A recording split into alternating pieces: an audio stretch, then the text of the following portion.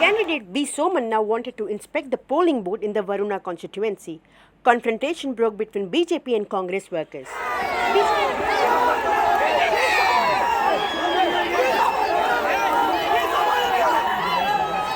BJP workers were fixed on visiting the polling booth.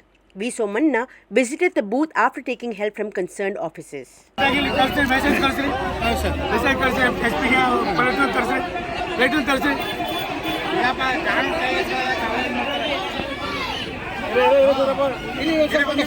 ಒಂದು ಗಂಟೆ ಬಿಡೋಣ ಇವತ್ತು ಸಂಜೆ ಬಿಡ 6 ಗಂಟೆ